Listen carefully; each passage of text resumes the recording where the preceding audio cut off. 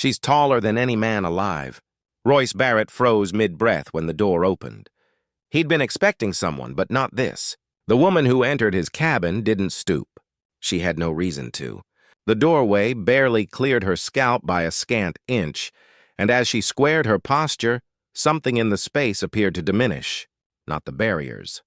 Him. She was clad in buckskin and fleece, ebony tresses cascading beyond her shoulders in one heavy plait. Her gaze scanned the interior with the meticulous care of a person assessing a space for dangers. And when it settled on him, Royce felt his windpipe tighten. She offered no words, no grin, no nod. She merely positioned herself there, towering over every male in existence, anticipating him to demonstrate if he merited her attention. 3 days prior, a messenger delivered news from the outpost. A pact had been forged. Territory privileges for tranquility, supplies for security. Royce had never sought involvement in it. He'd constructed his existence in these peaks precisely to evade pacts, communities, and folks altogether. But the dispatch stated the accord was sealed, endorsed by individuals who didn't dwell in isolation and didn't seek approval. A female from the Apache would arrive. She would remain. That was the bargain. Royce had devoted 3 days to persuading himself she wouldn't truly appear, that rationality would prevail, that this was a clerk's delirious fantasy that would evaporate with Dawn's arrival. Yet here she stood and she wasn't vanishing. Royce cleared his voice, attempting to locate phrases that didn't ring absurd. "I didn't expect you'd be so tall," he uttered. Her tone was deeper than he'd foreseen, firm and unmoved. The lone remark bore a sharpness that indicated she'd encountered every variant of that line countless times. He gulped. "I meant early." Her gaze tightened a bit, evaluating him like a hunter, determining if the quarry justified the pursuit. She advanced a pace, and Royce grew sharply conscious of the cabin's confined size, how each item of decor now appeared crafted for youngsters. The overhead that had never troubled him suddenly seemed stifling, pressing down with her essence occupying every nook. She proceeded to the tabletop, placed a hide satchel he hadn't observed in her grasp. Her actions were intentional, restrained, nothing squandered. She eyed the seat, then him, then the seat once more. It was undersized. They both recognized it. "You are Royce Barrett," she stated. "Not an inquiry." "That's correct." "They mentioned you reside by yourself." "I do." "Good."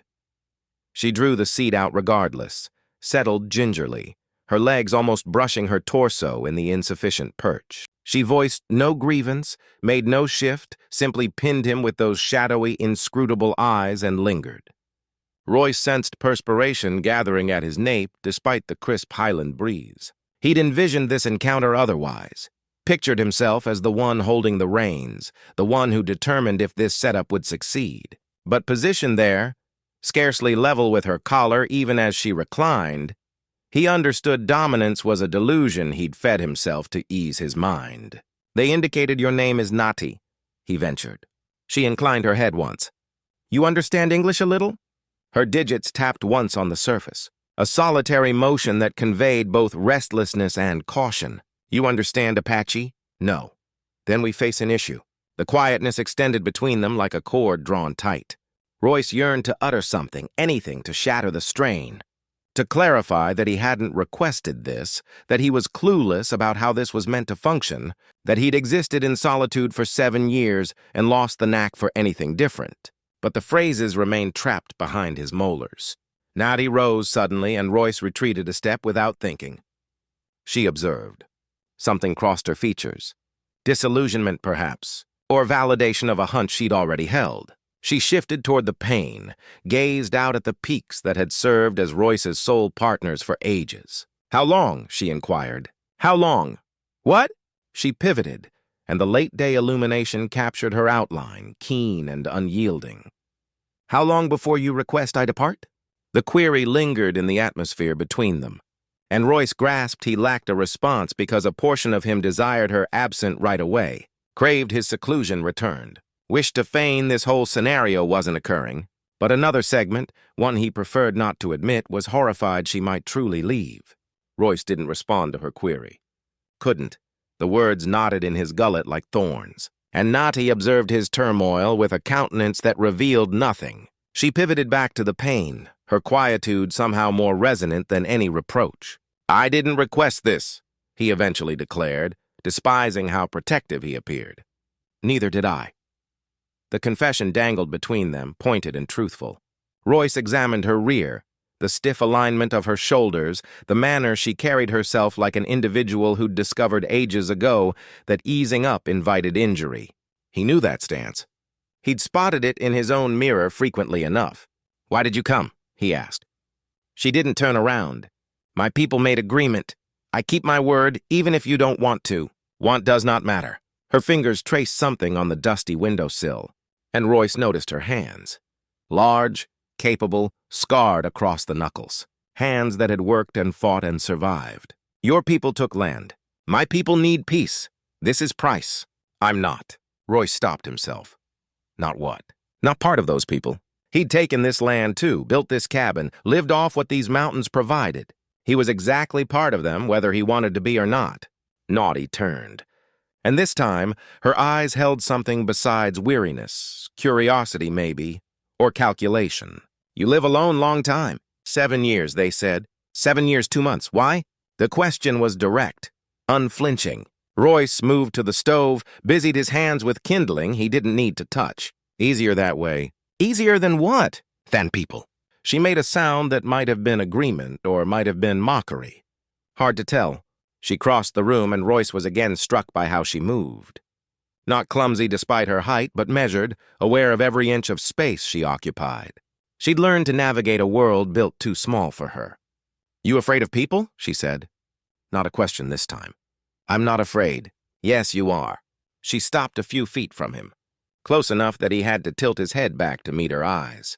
The height difference felt like a challenge, a test he didn't know how to pass. "You see me and you afraid. Not of me, of what I mean."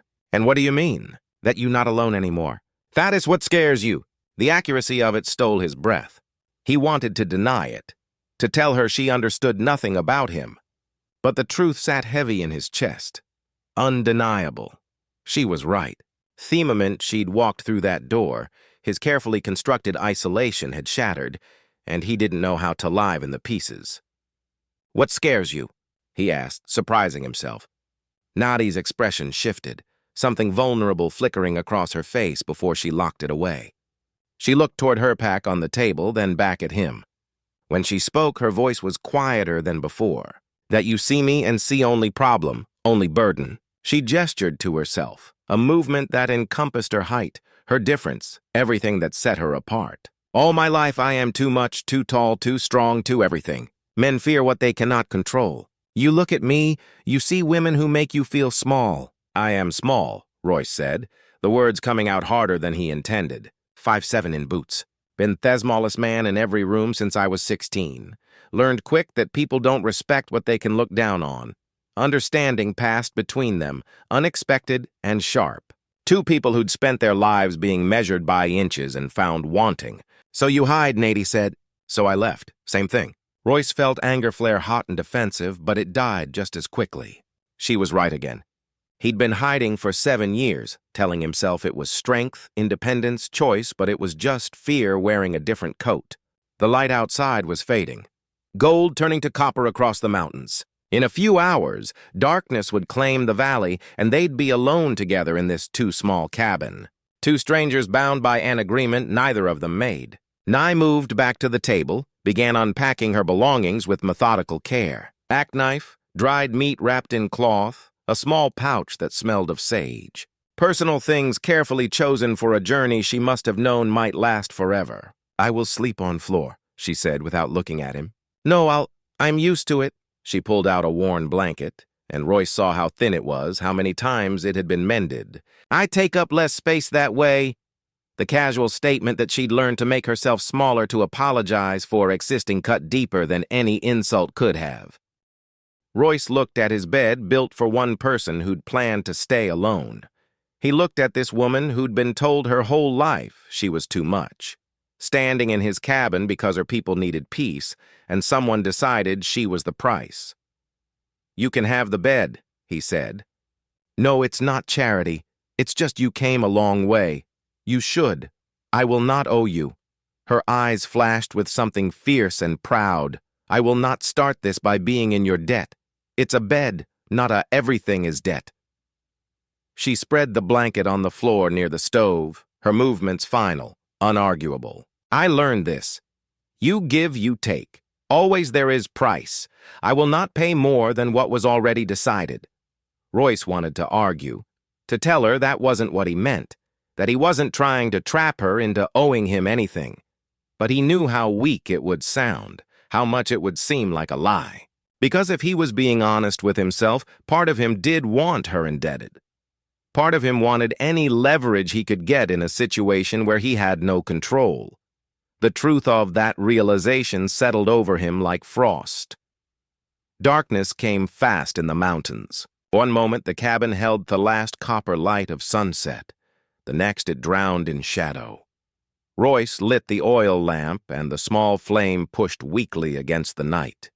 Nee sat near the stove, her blanket arranged with military precision, arms wrapped around her knees. She looked like someone waiting for a blow that might never come. Royce heated water for coffee, the mundane task giving his hands something to do besides shake. The silence between them had weight now, physical and oppressive. Every small sound, the creak of floorboards, the pop of settling wood, felt amplified. You cook? Nadi asked suddenly. Enough to stay alive. That is not same as cooking. Despite everything, Royce almost smiled. No, I suppose it's not. She stood, moved to where he'd set out dried venison and hardtack. Her fingers examined the meager, offering with the same careful assessment she'd given everything else. This is what you eat when I don't feel like hunting fresh. You hunt alone? Who else would I hunt with? She didn't answer, just began pulling items from her pack. Royce watched as she produced a small bundle of roots he didn't recognize.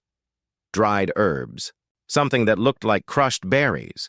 She set them on Thedible with the confidence of someone who knew exactly what she was doing. You let me cook, she said. Not a question. I didn't say you had to. I know I not have to. She looked at him directly, and her eyes held something close to pity. But if I eat your food, I'd be dead in 1 month. This time, Royce did smile, surprising himself. It's not that bad. Yes, it is. She moved to the stove, her height making her duck slightly to avoid the dried herbs hanging from the ceiling beam. You have pot? He retrieved it, handed it to her. Their fingers brushed in the exchange. Brief, accidental, and Royce felt the contact like a spark against his skin. Nady pulled back quickly, but not before he saw recognition in her eyes. She'd felt it too. She worked with efficient grace, adding water, measuring ingredients by sight and instinct. The cabin filled with smells Royce didn't recognize, rich and earthy and completely unlike anything he'd cooked in 7 years. He found himself drawn closer, watching her hands move with practiced certainty. My mother teach me, Nady said without looking up. She say woman who cannot feed herself cannot feed family. Woman who cannot make something from nothing is no use to her people. Sounds harsh, sounds true. She stirred the pot, tasted from a wooden spoon she'd produced from somewhere. My people, we do not have luxury of weakness. You weak, you die. Simple. Is that why you agreed to this? To prove you're not weak. Her hand stilled. For a moment, Royce thought he'd pushed too far, crossed some invisible boundary. Then she set down the spoon and turned to face him fully. I agree because my brother has children. 3 daughters, very small. They need food. They need safety. The men who make agreement, they say, if I come here, my brother's family get extra supplies for winter. Get protection. Her jaw tightened. So I come, I do this thing I do not want because my nieces need to live more than I need to choose. The raw honesty of it struck Royce silent. She hadn't come here out of duty to some abstract concept of honor. She'd come to save children she loved, trading herself for their survival. It made his own isolation seem small and selfish by comparison. I'm sorry, he said, and meant it.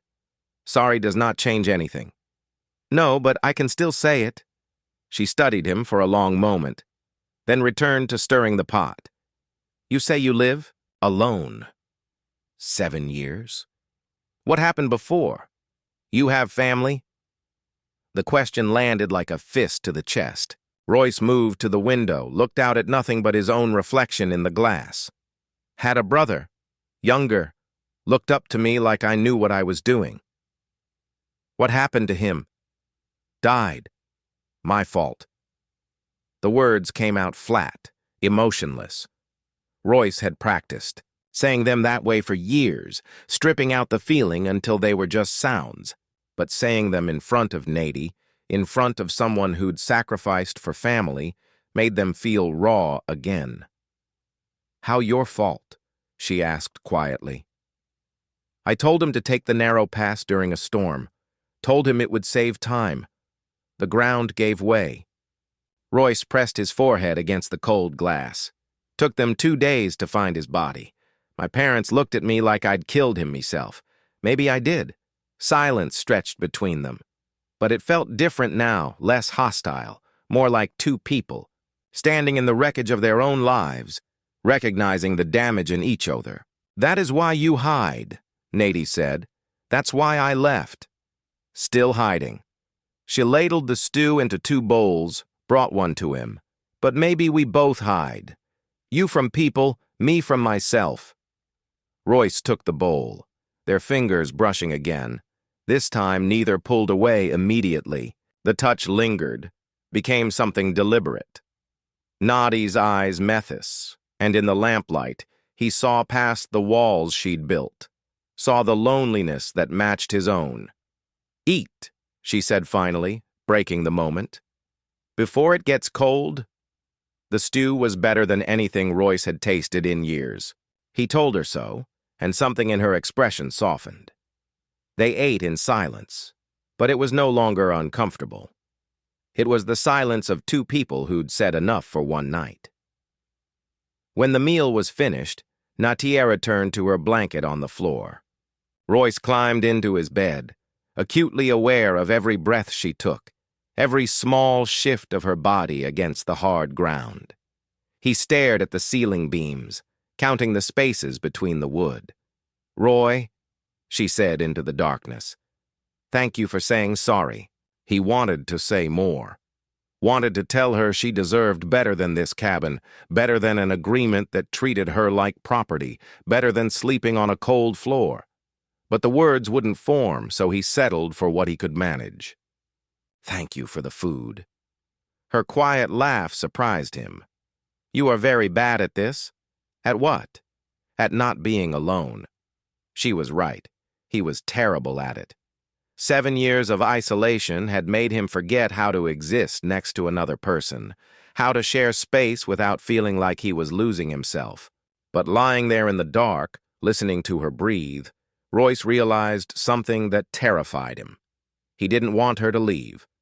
Royce woke to the smell of something cooking and the strange sensation of not being alone.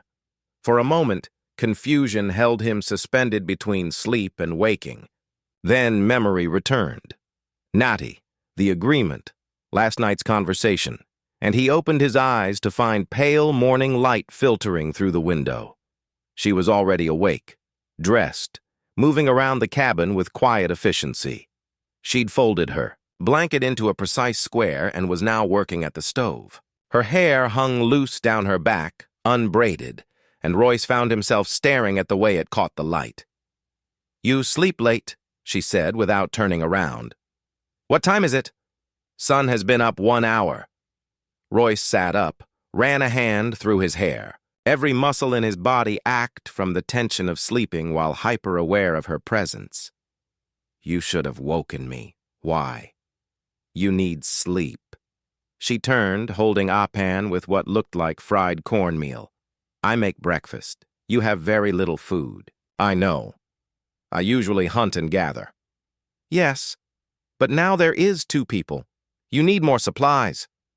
She set the pan down, fixed him with that direct stare that seemed to see straight through every defense he had.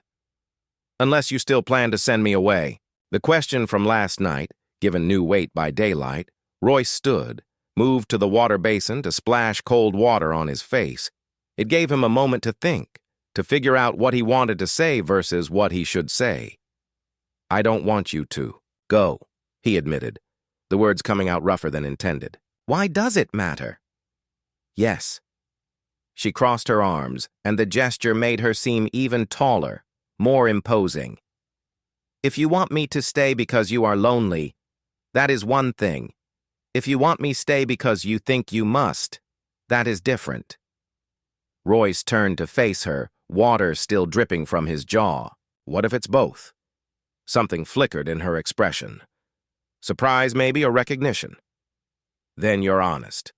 That is good start. They ate breakfast standing, neither quite able to settle into the domestic normally of sitting together. The food was simple but well made, and Royce realized with some shame how poorly he'd been eating. Taking care of himself had seemed pointless when there was no one to stay alive for.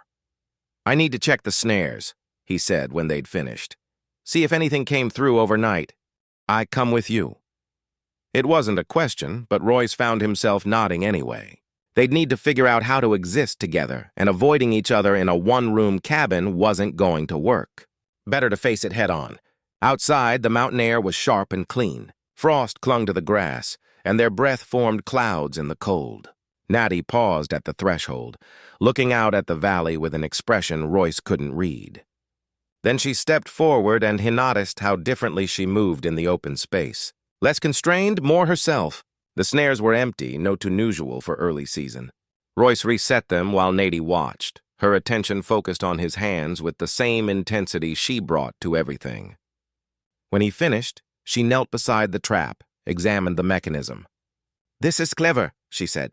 Simple but effective. Learned it from my brother. The words came out before Royce could stop them, but they didn't hurt as much as he expected. Maybe saying it last night had drained some of the poison from the memory. Natty nodded, understanding without needing explanation. She stood, and this time, when she rose to her full height, Royce didn't feel diminished by it. He felt something else, something that made his pulse quicken. They walked the perimeter of his property, Natty asking occasional questions about the land, the weather patterns, what animals came through. Her questions were practical, informed. She wasn't making small talk. She was learning what she'd need to know if she stayed. This is good land, she said finally. Isolated but good. You chose well. Didn't choose it for good, chose it for empty. Same thing. Maybe. She stopped at the edge of a steep drop-off, looked out at the mountains rolling away into the distance. The wind pulled at her hair, and Royce noticed how still she stood, how solid, like she'd been carved from the same stone as the peaks around them. When I was child, she said, the other children call me monster. Say, I am cursed, that my height is punishment from spirits for some wrong my mother did. Her voice was steady, but Royce heard the old pain beneath it. I believed them for a long time. Think I am broken thing that should hide. You're not broken. She turned to look at him, and the morning sun caught her face, highlighting the strong lines of her jaw, the intelligence in her dark eyes. No, I am not. But it take many years to learn this. Many years of being too tall for doorways, too strong for other women, too much for any man who look at me. I'm not afraid of you, Royce said. I know that is why I still here. She moved closer, and Royce's heart hammered against his ribs. You are only man who look at me and see person. Not problem. You looked at me the same way? Yes. The admission hung between them, charged with possibility. Natty reached out slowly, giving him time to move away if he wanted. When he didn't, her hand touched his face, her palm rough and warm against his skin. Her fingers could have circled his throat, could have snapped him like kindling, but they touched him with unexpected gentleness. You are small, she said quietly, but you are not weak. You're tall, Royce replied, his voice barely above a whisper. But you're not too much. Her eyes searched his face, looking for lees and finding none. Then, with the same deliberate care, she bent down, closing the distance between them until her forehead rested against his. They stood like that, breathing each other's air, neither quite brave enough to close the final gap, but neither willing to pull away. I am afraid, Nate whispered. Of what? That if I let myself want this, it will be taken away. Royce understood. He'd spent 7 years making sure he wanted nothing, needed nothing, so nothing could be taken. But standing here with her, feeling the warmth of her skin against his, he realized wanting something was the only way to truly be alive. I'm afraid too, he admitted. What do we do? Before Royce could answer, a sound echoed across the valley. Horses, multiple riders coming fast. They broke apart, turning toward the trail. Through the trees, Royce could see dust rising, hear voices calling out. Nady's expression shifted instantly from vulnerable to guarded. You expecting someone? No. The horses came into view, 4 riders armed, moving with purpose. Royce recognized one of them, a man named Fletcher from the settlement. His stomach dropped. They come for me, Natty said flatly. What? But she was already walking back toward the cabin, her shoulders set, her face empty of the softness that had been there moments before. And Royce realized with sudden terrible clarity that their time was running out. Fletcher dismounted first, his boots hitting the ground with purpose. The other 3 men stayed on their horses, hands resting too casually near their weapons. Royce recognized the stance. Men ready for trouble, hoping to avoid it, but prepared to create it if necessary. Barrett, Fletcher called out, his voice carrying across the clearing. Need a word? Royce moved forward, positioning himself between the riders and Navy. She stood behind him, silent and still, but he could feel the tension radiating from her like heat from a fire. What brings you up here, Fletcher? The man's eyes moved past Royce to Nat lingered there with unconcealed interest. That would be her. There's been a complication with the agreement. What kind of complication? Fletcher pulled a rolled document from his saddlebag, handed it down. Royce opened it, scanned the official-looking text. The signatures at the bottom, his gut tightened as he read. This says the agreement's been voided, Royce said slowly. That's right. The Apache chief who made the deal. Turned out he didn't have the authority. His council overruled him. They want her back. Fletcher shifted in his saddle. We're here to collect her and escort her to the settlement for return to her people. Nie stepped forward, her voice cutting sharp through the morning air. My uncle make agreement. He is war chief. He has authority. Not according to the council. Fletcher's tone was almost apologetic, but his eyes remained hard. Look, I don't make the rules. I just follow them. Settlement wants to avoid conflict, so we're returning you to prevent any misunderstanding. This is not misunderstanding, Nati said, her accent thickening with anger. This is betrayal. My uncle give his word. I give mine. I stay. That's not how it works, ma'am. Royce watched the exchange, his mind racing. Something felt wrong about this. The timing was too convenient, the explanation too neat. He looked at Fletcher's companions. Rough men. The kind hired for jobs that required muscle more than morals. Who sent you? Royce asked. Specifically, Fletcher's jaw tightened. The settlement council. Which members? All of them. You're lying. Royce took a step forward. The council wouldn't send 4 armed men for 1 woman. They'd send a representative, maybe a single escort. This looks more like you're taking her against her will. One of the other riders spoke up. Athic-necked man with scarred knuckles. Doesn't matter what it looks like. We got orders. We're following them. Let me see that document again.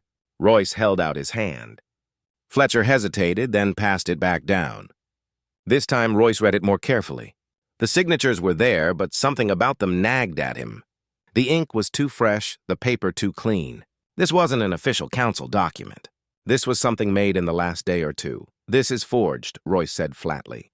You calling me a liar? Fletcher's hand moved toward his belt. I'm saying someone gave you a fake document and sent you to collect her. The question is why? Natty moved to Royce's side, her height making the mounted men shift uncomfortably in their saddles. Who pay you? Shah demanded. Who want me gone? Fletcher's silence was answer enough. Someone had hired them. Someone who wanted Natty removed from the equation. Royce's mind worked through the possibilities. Settlers who didn't want Apache in the territory. Traders who'd lose business if peace held. Men who saw her as a threat or an opportunity. It doesn't matter who paid us. The scarred man said, We're taking her. You can make it easy or you can make it hard. But we're leaving with her either way. Royce felt Nady's hand on his shoulder, her fingers pressing down with surprising gentleness given their strength. Do not fight for me, she said quietly. It is not worth dying for. But Royce looked up at her, saw the resignation in her eyes, the belief that she wasn't worth defending. He'd seen that same look in his own reflection for 7 years. The look of someone who'd accepted they didn't deserve to be fought for. "Get inside the cabin," he told her. "Roy, inside now." She hesitated, then stepped back toward the cabin. Fletcher watched her go, then returned his attention to Royce. "You're making a mistake, Barrett. She's not worth the trouble. That's not your decision to make. 4 of us, 1 of you. Do the arithmetic." "I have." Royce's voice was steady, calm, in a way that made Fletcher's eyes narrow. 4 men on horses in terrain they don't know, against a man who's lived here 7 years and knows every rock, every tree, every place to take cover. He smiled, but there was no warmth in it. "You want to try taking her? Go ahead, but you'll have to come through me first, and I promise you, the first man who tries won't make it back down the mountain." The threat hung in the air, real and solid. Fletcher exchanged glances with his companions, clearly reassessing the situation. They'd expected easy work. Ride up, collect the woman, ride back down. They hadn't expected resistance. "This isn't over," Fletcher said finally, pulling his horse around. "No," Royce agreed. "It's not." The 4 men rode off, but slowly, deliberately. Not a retreat, but a tactical withdrawal. They'd be back, probably with more men, more weapons, more leverage. Royce had bought time, nothing more. He turned to find Nady standing in the cabin doorway, her expression unreadable. When she spoke, her voice was rough with emotion. She was trying to hide. "Why you do that?" "Because they had no right. They have guns. They have numbers. They have nothing," Royce interrupted. "They have nothing that gives them the right to take you against your will." He moved closer, looked up at her. "You said you came here because your nieces needed you to. You made a choice. That means something, but the agreement is void. So you're here because you chose to be." "That's all that matters."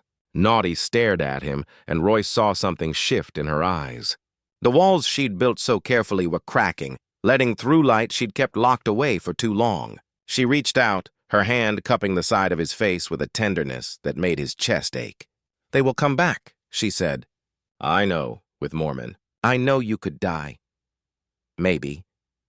He turned his head slightly, pressed his lips to her palm in a gesture that felt more intimate than any kiss. "But I'm tired of living like I'm already dead. You made me remember what it feels like to want something more than solitude." Her thumb traced his cheekbone. And when she spoke, her voice was barely a whisper. "What happens when they come back?" "We figure it out together." The word together seemed to unlock something in both of them. Nye leaned down, and this time there was no hesitation. Her lips found his, and the kiss was everything their careful distance had been building toward. Desperate and gentle, fierce and fragile all at once. When they broke apart, both breathing hard, Royce realized they'd crossed a line that couldn't be uncrossed. Whatever happened next, they'd face it as something more than strangers bound by an agreement. They'd face it as 2 people who'd chosen each other. They spent the rest of the morning preparing. Royce showed Nady his rifle, the spare ammunition he kept hidden beneath the floorboards, the defensive positions around the cabin that offered the best sight lines. She absorbed everything with the focused intensity of someone who'd learned young that survival meant preparation. "You know how to shoot?" Royce asked, handing her the rifle. "Nee took it, checked the mechanism with practiced ease. My father teach me. He say Apache woman must know how to protect herself." She sighted down the barrel. "Her movement's economical and sure. He teach me many things before he die." "How old were you?" 12 winters. She lowered the rifle. "After that, I am tallest person in village, taller than warriors, taller than elders. They do not know what to do with me, so they made you useful. Yes, I carry more, lift more, work harder." She set the rifle down carefully, but useful is not same as wanted. Royce moved closer, close enough to feel the warmth radiating from her. "I want you here. You want me or you want not to be alone?" "Both." He looked up at her. "Refuse to hide behind politelies. But mostly you. The way you don't apologize for taking up space. The way you look at me like I'm not small, just different. The way he stopped, searching for words. The way you make me feel like I could be enough." Her hand found his fingers interlacing. "I am afraid I will believe you and then you will change your mind. I'm afraid of the same thing. So, we are both cowards or both brave enough to try anyway." She smiled and it transformed her face. Royce realized he'd never seen her truly smile before. It made her beautiful in a way that had nothing to do with height or strength and everything to do with the vulnerability she was allowing him to see. "They come back tomorrow," Nady said. "Maybe tonight if they are angry. I know we should leave. Go deeper into mountains where they cannot find us." Royce considered it. Running would be easier, safer, but it would also mean spending the rest of their lives looking over their shoulders, never knowing if the next stranger was a threat. He'd lived that way for 7 years and he was done with it. "No," he said, "this is my land. Our land if you want it to be. We don't run. Then we fight. We defend. There's a difference." Nady nodded slowly, understanding. They weren't looking for violence, but they wouldn't allow themselves to be taken either. It was a fine line to walk, but it was the only path that let them keep their dignity intact. The afternoon passed in strange domesticity. They worked side by side, reinforcing the cabin door, moving supplies to safer positions, preparing for a siege that might never come. But between the practical preparations, there were moments of unexpected tenderness. Nady's hand on his shoulder as she passed. Royce's fingers brushing hers as they worked. Small touches that built into something larger. When evening came, they ate together at the small table, knees touching in the confined space. Nady had made another stew, this one richer and more complex than before. Royce watched her eat, noticed how she'd learned to fold herself into the too small chair, making herself fit a world built for smaller people. "You don't have to do that here," he said. "Do what?" "Make yourself smaller. This is your space too now. You should be able to exist in it fully." She looked at him for a long moment, then deliberately straightened her spine, let her legs extend under the table until her feet bumped against his. She took up space without apology, and Royce felt something settle in his chest. This was what it should feel like. Two people existing together without one needing to diminish themselves for the other's comfort. "Better?" she asked. "Perfect." After dinner, as darkness claimed the valley, they sat near the stove, Nady on her blanket, Royce in his chair, both pretending they weren't hyper-aware of every breath the other took. The silence between them felt heavy with unspoken possibilities. "Tell me about your brother," Nady said finally. "What was his name? Samuel?" Royce leaned back, let himself remember. "Sam. He was younger by 3 years, but he acted like he was older, always trying to prove himself. Always pushing too hard, like you." "No, I was." Royce stopped, realizing she was right. "Yeah, like me. You push him to take narrow paths because you both try to prove something." The question cut straight to the truth Royce had spent 7 years avoiding. "I wanted to show I knew the land better than anyone, that I could find routes others couldn't. And Sam, he wanted to prove he was brave enough to follow me anywhere." "So you both make mistake. Not just you." "He's still dead." "Yes, but you are alive." Nady shifted, moved closer until she was kneeling beside his chair. "You punish yourself for 7 years. You hide from world, from life, from everything that make you feel human. When is enough?" "I don't know if there is enough." "Then you will waste what Sam give you." Royce looked at her sharply. "What do you mean?" "He follow you because he love you, because he trust you. Even in mistake, even in death, that love does not change." Her hand found his, held it firmly. "If you spend rest of your life hiding, you make his love worthless. You make his choice to follow you meaningless." The words hit Royce like a physical blow. He'd never thought of it that way. That his isolation dishonored his brother's memory instead of honoring it. That Sam would have wanted him to live, not to bury himself alive in guilt. "I don't know how to stop," he admitted, his voice breaking. "You already start." Ned's other hand cupped his face, tilted it up so he had to meet her eyes. "You defend me today. You choose to stand instead of hide. That is how you stop." Royce pulled her closer, buried his face against her shoulder. She wrapped her arms around him, her body a wall between him and a world that had hurt them both too many times. They stayed like that, breathing together, two broken people trying to figure out how to be whole. When Royce finally pulled back, he found Nady watching him with an expression that made his heart stutter.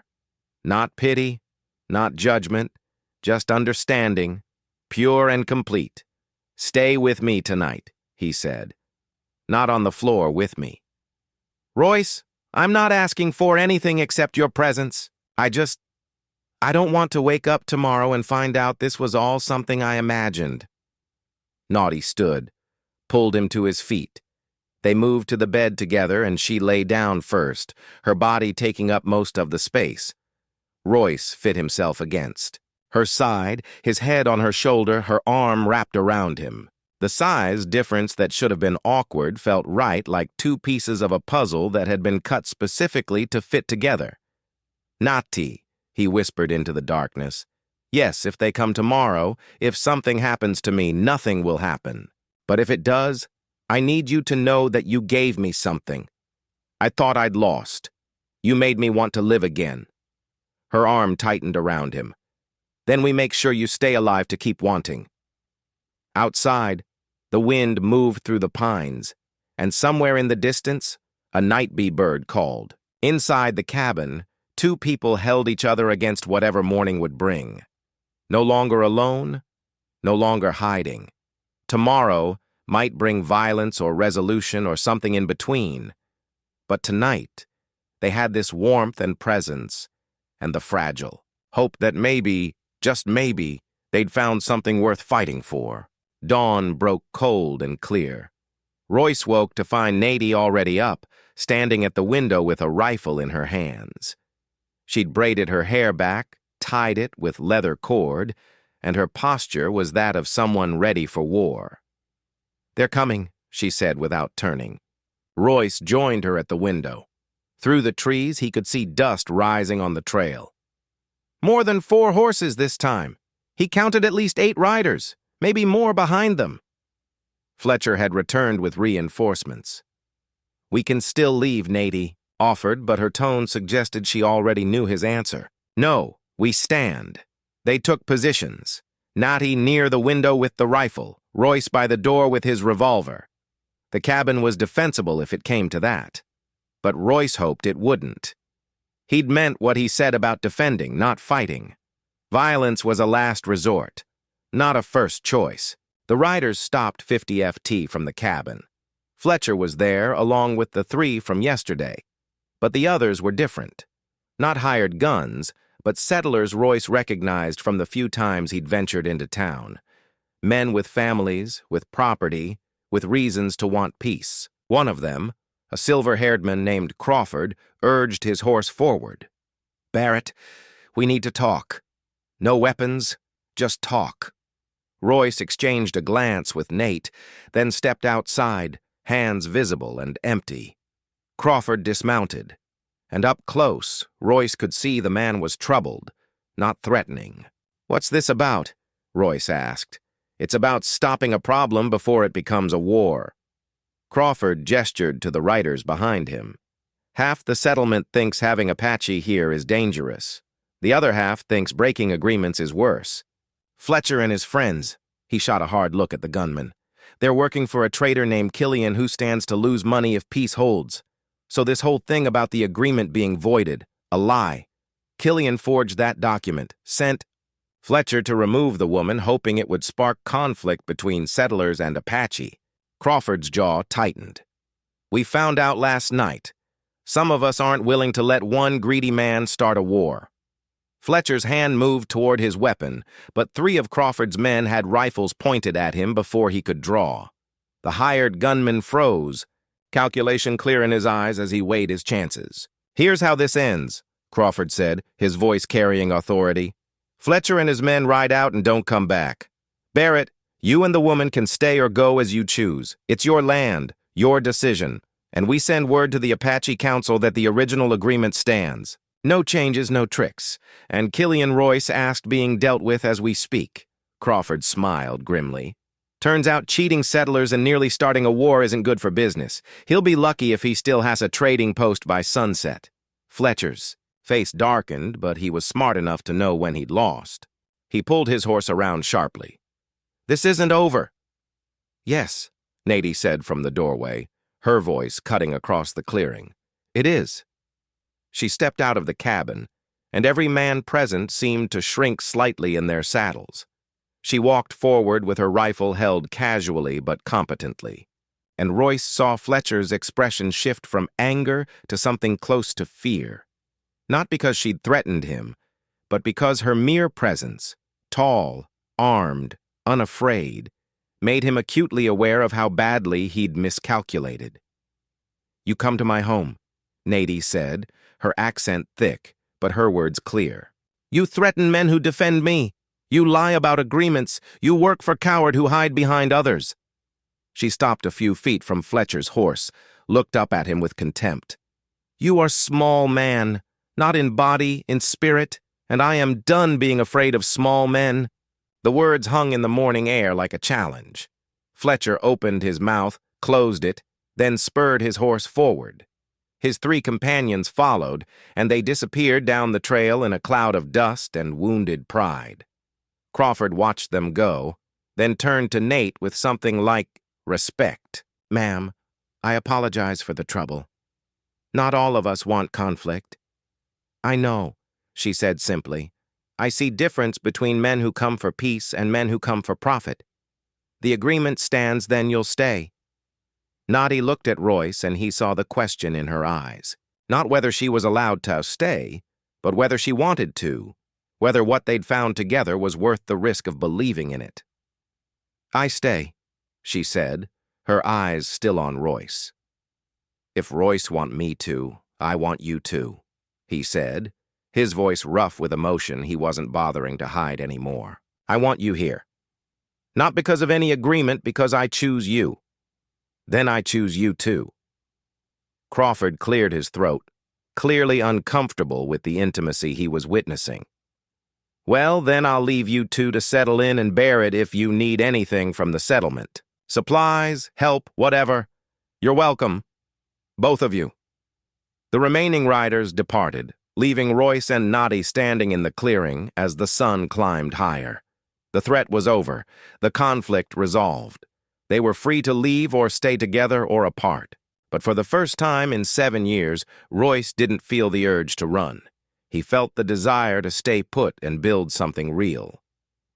Nie set down the rifle, turned to face him fully. "What happens now?" "Now we figure out how to live together, how to make this work. You think we can?" Roy stepped closer, took her hands in his. Even standing on level ground, she towered over him by more than a foot. Once that would have made him feel inadequate. Now it just felt like them. 2 people who'd spent their lives being measured wrong, finally finding someone who saw beyond the inches. "I think we already are," he said. She pulled him close, and he wrapped his arms around her waist while she held his head against her chest. They stood like that, fitting together in a way that made no sense on paper, but perfect sense in practice. The sun warmed their backs, and somewhere in the distance a hawk cried out. When they finally pulled apart, Nadie looked toward the cabin, then back at him with a slight smile. "We need bigger bed." Royce laughed, surprised by the sound of his own joy. "We need a lot of things. Bigger chairs, more supplies, maybe a taller door frame. Maybe we build new cabin together." "Together," he agreed. And the word felt like a promise, like the beginning of something neither of them had expected to find, but both of them desperately needed. They walked back to the cabin side by side. And Royce realized with startling clarity that he wasn't afraid anymore, not of connection, not of loss, not of the future. For 7 years, he'd been hiding from life. Now, with this woman who was taller than any man alive, he was finally ready to start living again. 3 weeks later, Royce stood in the clearing watching Nadie work. She'd stripped to a simple shirt and pants, her sleeves rolled up, swinging an axe with the kind of practice efficiency that came from years of necessity. Each strike split wood cleanly, and the pile of cut logs grew steadily beside her. She'd been right about needing to build something new. The old cabin was too small, too confining for 2 people trying to build a life together. So, they'd started work on an addition. A larger room with higher ceilings, a door frame built specifically for someone of her height. It would take months to complete, but they had time now. They had a future that stretched beyond tomorrow. "You're staring again," Nadie called without looking up. "Can't help it." She set down the axe, wiped sweat from her forehead with the back of her hand. "You think watching me work gets your work done?" Royce gestured to the frame he'd been assembling.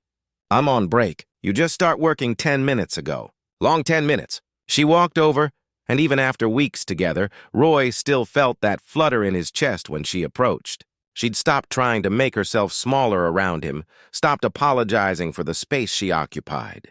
She moved with confidence now, with the certainty of someone who belonged exactly where she was.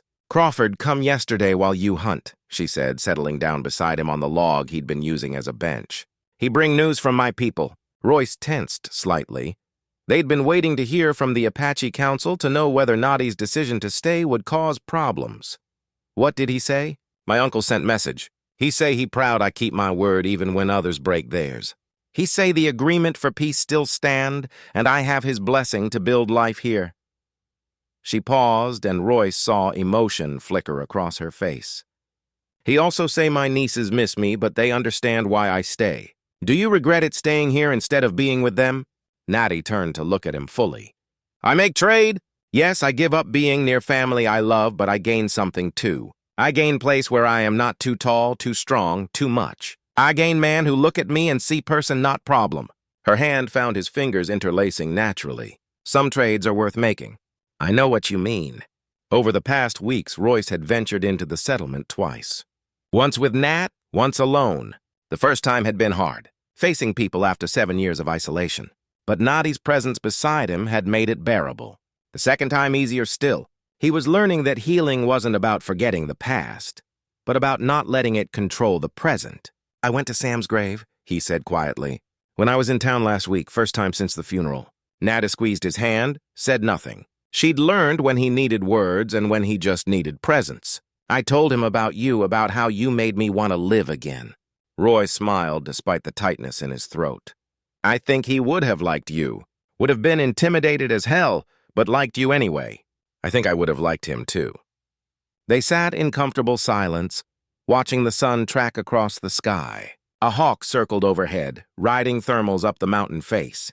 The valley stretched out below them, vast and beautiful and no longer quite so lonely. "You know what I realize?" Naughty said eventually. "We are same you and me. We both spend our whole life being measured wrong. You too short, me too tall. Everyone tell us we do not fit. And now we fit each other." She stood, pulled him to his feet. "Come, I show you something." She led him to the edge of the clearing, where the new addition would connect to the old cabin. She'd marked the doorframe with chalk, indicating the height she wanted. Royce looked at their measurements and felt something warm expand in his chest. She'd made it tall enough that she could walk through without ducking, but not so tall that he would feel dwarfed by it. A compromise, a partnership. "Perfect," he said. "You think so? I know so." Nady smiled, and Royce still wasn't used to how that smile transformed her entire face. She'd been so guarded when she first arrived, so careful not to show too much emotion. Now she smiled freely, laughed without reservation, existed without apology. "We should get back to work," she said, but made no move to leave his side. "Probably wood will not cut itself." True, frame will not build itself. Also true. She looked down at him, and her eyes held that mix of affection and exasperation that he'd grown to love. "You are a terrible worker." "I'm distracted by my beautiful, tall, strong partner who insists on looking incredible while doing manual labor. Flattery will not." She stopped, processed his words. "You call me beautiful. You are beautiful. No one ever say that before. They say tall, they say strong, they say intimidating. Never beautiful." Royce reached up, cupped her face in his hands. "Then everyone before me was an idiot. You're the most beautiful thing I've ever seen." She leaned down, kissed him with a gentleness that contradicted her strength. When they broke apart, both were smiling. "Okay," she said. "Maybe we take longer break." They spent the rest of the afternoon working side by side, building something that would stand for years. A home, a life, a future.